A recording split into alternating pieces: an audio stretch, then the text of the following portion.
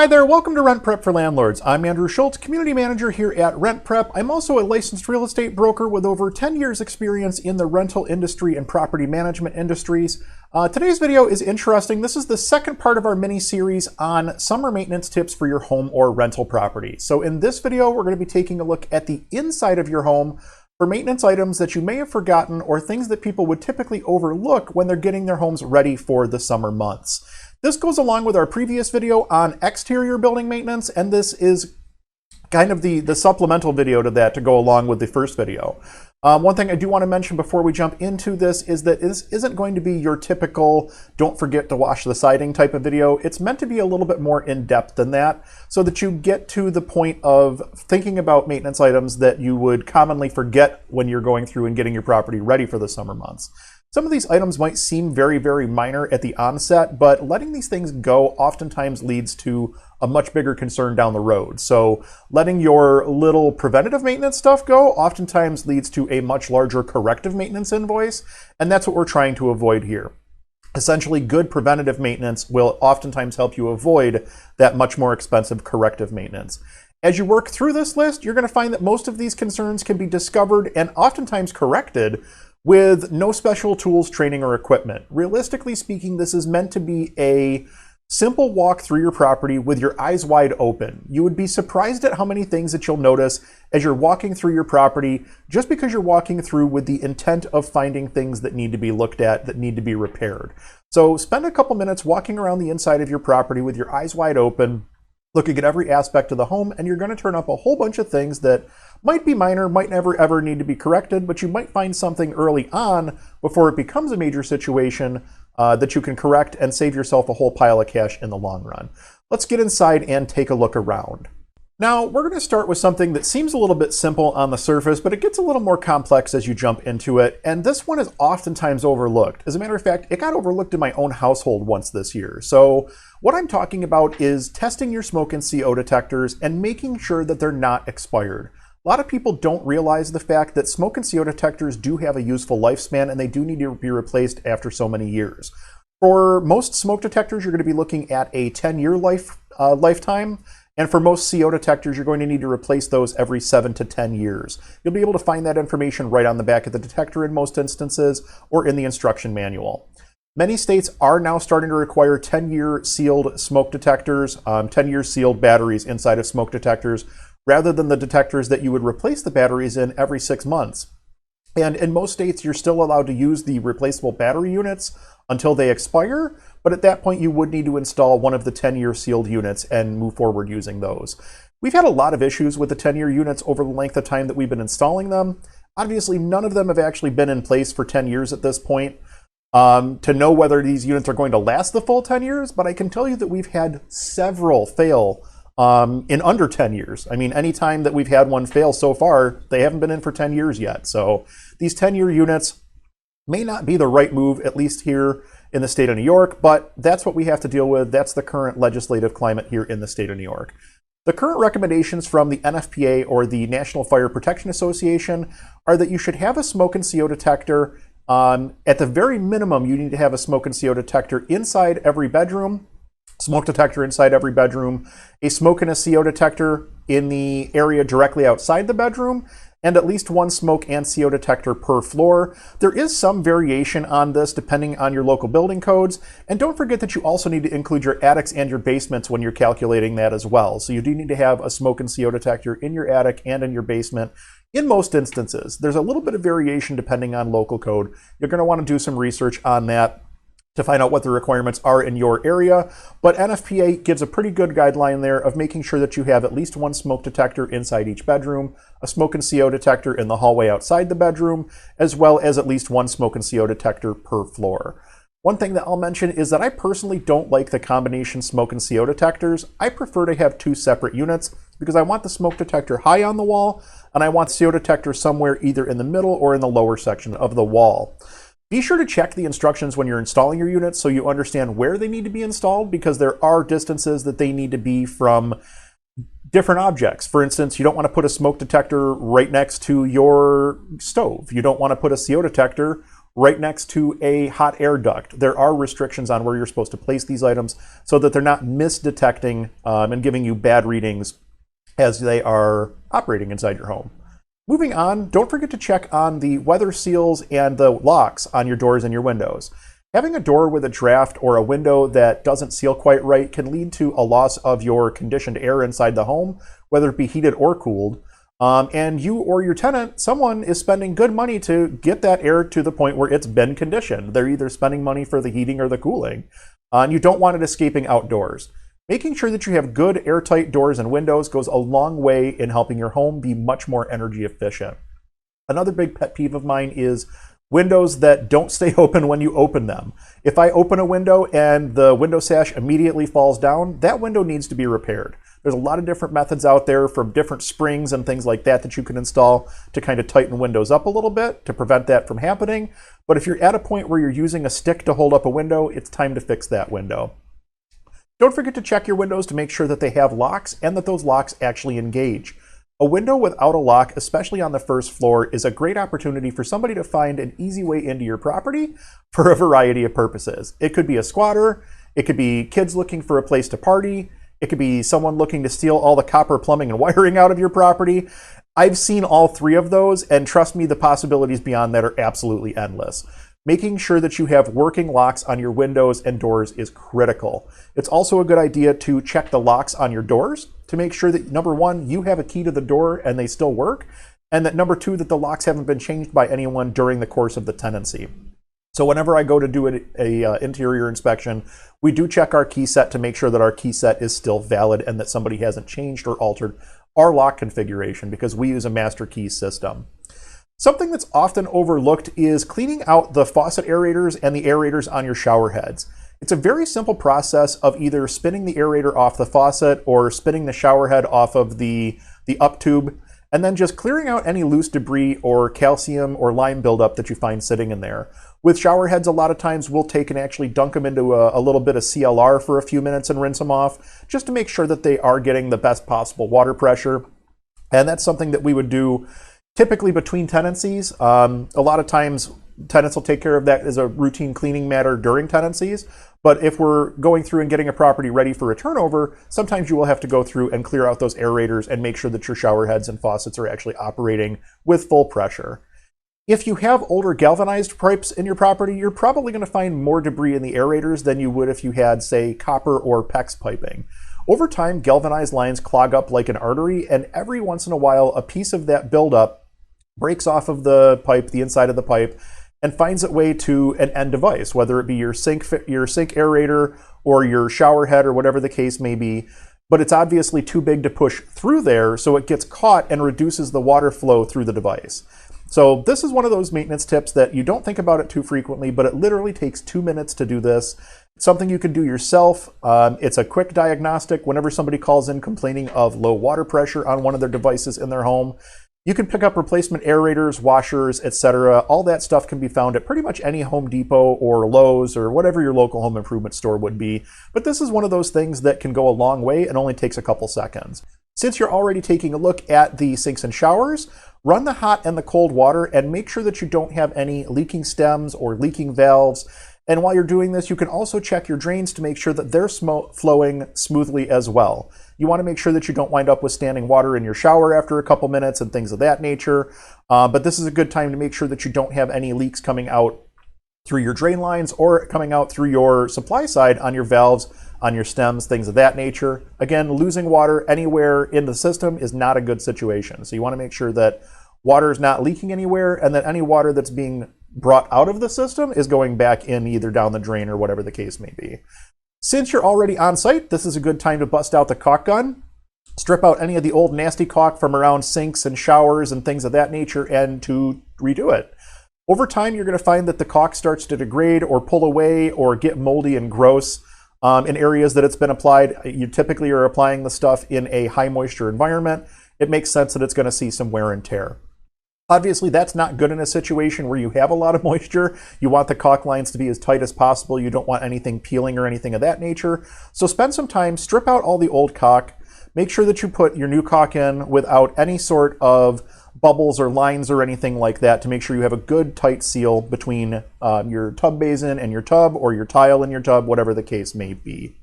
Since you're already inside the property, now's a good time to take a look at the sinks and showers and run both the hot and cold water to make sure that you don't have any water leaks coming out from around your handles, any sort of leaking stems or leaking valves or anything of that nature. This is also a good opportunity to check your drains to make sure that they're flowing well and that there's nothing obstructing any of your drains. You want to make sure, especially with showers, that you're not dealing with some sort of a delayed backup situation. A lot of times if you have a hairball down the drain a little bit, it takes a minute before the shower starts to back up, and obviously you don't want that. So you want to make sure that you let those sinks run for a few minutes, those showers run for a few minutes, to make sure that the drains are truly clear and not just clear for the first couple of minutes. This is also a really good time to bust out the caulk gun and strip out any old or mildewy or cracked or peeling caulk that you might have between like tubs and showers or around sinks, things of that nature. This is a really good opportunity for you to make sure that you have a good watertight seal between whatever you're, around whatever you're running the caulk around. So if you have a gap between the base of your tub and the tile work in your shower, for instance, putting a nice bead of caulk in there, make sure that water's not going to be able to infiltrate into your wall and create bigger issues over the course of time. If you're dealing with a tile wall situation and you start getting moisture back there, tiles are going to start falling off the wall board is going to degrade, you're going to have a lot of issues. So especially in wet areas like showers and around sinks and stuff like that, you want to make sure that you have good solid beads of caulk to make sure that you don't have water infiltrating anywhere that it's not supposed to. Now, what about keeping the outside outside? Check your attic as well as your basement and your crawl space if you have one for any signs of moisture infiltration, mice, vermin, pests, mold, etc.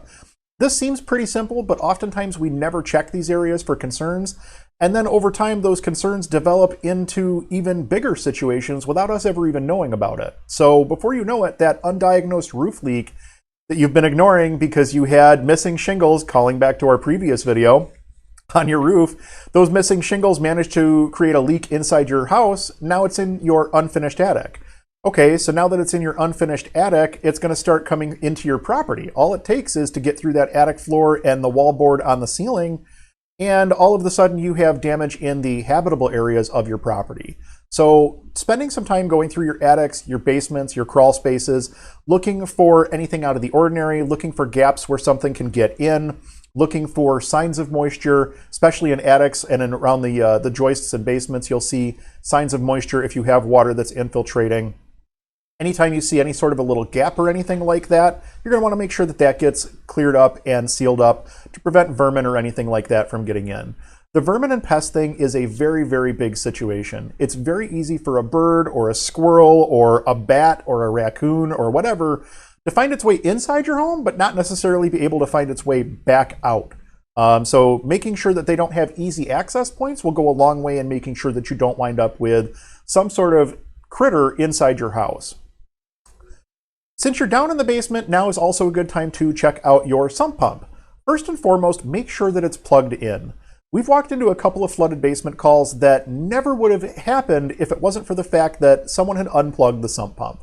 So check to make sure that the sump pump is actually plugged in, and that's going to be your top priority. After that, priority number 2, pull the cover off the sump pump and make sure that it's actually functioning. Move the flapper or move the float to make sure that it's actually pumping water the way it's supposed to. Make sure that the sump pump kicks on when it's supposed to. And if your sump pit is dry, I would go grab a gallon bucket of water and dump it into your sump pit to make sure that the sump pump actually turns on when the float reaches the point that it's supposed to, and that it actually discharges the water the way that it's meant to. I would recommend that you trace the line all the way from where the sump pump starts the discharge to where the sump pump ends its discharge to make sure that you don't have any sort of breaks or cracks or concerns. Here in Buffalo, it's a cold weather climate. It's very, very common for sump pump discharges to freeze on the outside of the house. And when you're trying to pump water against a block of ice, it's not going to go anywhere. You're eventually going to blow the pump. You're going to blow the lines apart. Something is going to happen somewhere along the lines, and you're going to be in a situation where you have water somewhere that you don't want water. So spend the time, make sure that your sump pump is actually pumping the water all the way to the end of the line and that it's discharging the way that it's supposed to. Now, some homes are also equipped with a backup sump pump.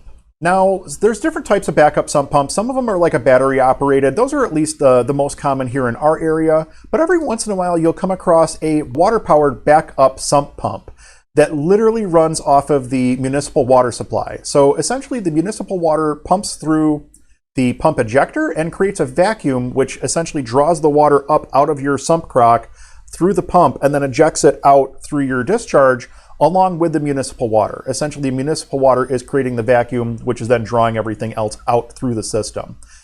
It's pretty interesting to see one of those things in action. They're a little bit technical, but it's neat to see in action. Physics is a really, really powerful thing. They're not super common here in Western New York, but there are a lot of places where you're starting to see more and more of the water-based sump pump backups being installed. The one thing I do want to mention is a backup sump pump is only going to be as good as whether or not it's working. So when you're testing your regular sump pumps, you do need to spend some time to test your backup sump pumps as well, whether it be battery operated or whether it be water operated. You need to spend some time to make sure that your backup solution actually functions in case your primary solution fails. Since we're talking about basements, now is also a good time to disconnect your dryer vents and clean them all the way from the dryer to the outside. At least here in Western New York, most people typically have a basement, and that's typically where we're finding our washers and dryers in many instances, especially in the city of Buffalo. In other areas, a lot of times, especially in areas that don't have basements, obviously that's going to be typically on the first floor of the home, but the point still stands. What you need to do is essentially disconnect your dryer vent from the back of the dryer, make sure that there's no lint or anything built up in the dryer or in that tube all the way out to the exterior of the house where the heat and the lint would actually discharge to the outside of the house. This is one of those household maintenance chores that's oftentimes overlooked because it's kind of a pain, but having a bunch of lint built up can really be a huge hazard. You could start a fire off of something like that very, very easily. So this is one of those things that if you overlook it, it could have catastrophic consequences if it's left long enough or in the wrong set of circumstances, whatever the case may be. Spend some time, go to Home Depot, go to Lowe's, go to your local hardware store, pick up a set of cleaning brushes and run them through the lines just to make sure that everything is nice and clear and that you're not leaving a bunch of flammable material inside a tube that routinely gets very, very hot. Lint buildup can obviously lead to a fire starting inside the dryer. You can lose an entire house that way very, very quickly. It's not something to worry about. It's something to fix. It's not one of those things that needs a real skilled technician to come out and do it. This is something that more often than not you can do yourself, or a simple handyman would be able to take care of it, but it's not something that you want to ignore. Making sure that your vent also has some sort of a cover on the outside of it is also good practice. You don't want anything to be able to come from outside to the inside via that vent. You don't want anything falling into the vent or moving into the vent. And for instance, we had a louvered dryer vent on the outside of a property that birds literally flew by and grabbed the little louvers and pulled them off of the vent over the course of time and then built a nest inside the vent tube. So they built a whole little nest in there. It was quite a situation, and unfortunately, we were stuck with those birds in that dryer vent until the eggs had hatched. It was kind of a headache for us because we weren't able to remove the birds. It's very, very, very common for birds and squirrels to try to nest in these areas because they're warm and because they're safe and because they're hidden. So you've got to make sure that you're checking your vents to make sure that you don't have any obstructions either coming out from the dryer or coming in from the outside.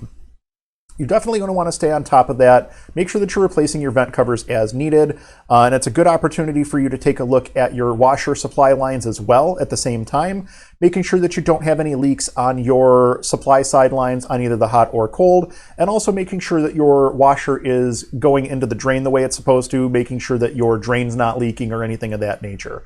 More often than not, the drain system on a washer is just a line that runs into a piece of PVC.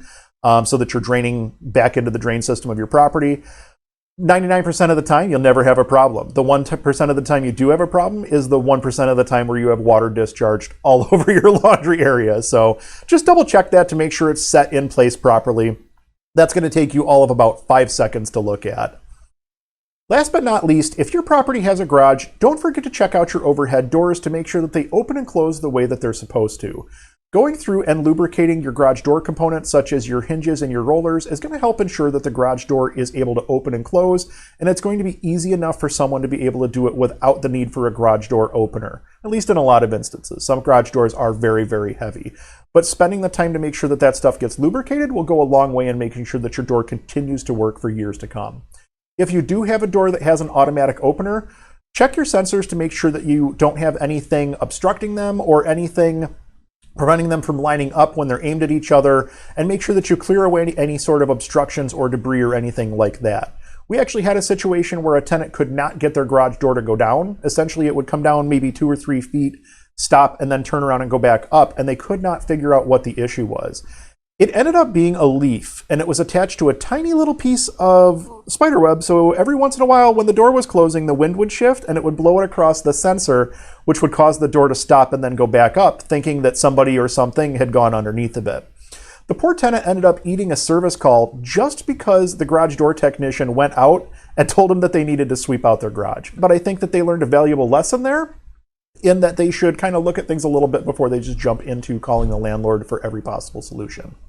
Keep in mind that garage doors can also be very, very heavy when you go to lift them. I know we just talked about lubricating doors, but they are heavy. Now, when it comes to garage doors that are not functional, one thing that I do want to be very, very sure to caution you on is the fact that garage door springs can be really, really hazardous. They are on a lot of tension and they can snap or swing, or there's a lot of ways that you can get hurt by garage door springs if you don't know what you're doing when it comes to changing them, moving them, adjusting them, whatever the case may be. If you have a situation where your door's not opening properly, or you have a spring that's damaged or in need of replacement, my strong recommendation is to call a professional that, number one, knows what they're doing, and number two, has the proper tools to do the job. It's one of those situations that if you're screwing around with a spring that's under tension and something happens, you can get very, very seriously hurt. Make sure that somebody who has the proper tools to do that job does that one. So there you have it, a list of several uncommon interior maintenance issues that oftentimes go overlooked as you're jumping into summer maintenance prep. Don't forget to check out our previous video that talked all about the exterior maintenance trips that oftentimes get overlooked, and between those two videos you should have a pretty good list of things to take a look at the next time you're out at your property for an inspection. So, did we miss anything? Is there something on your list that's not on our list? Let us know down in the comments below. Don't forget to like and subscribe. I'm Andrew Schultz with RentPrep.com, and we'll talk to you soon.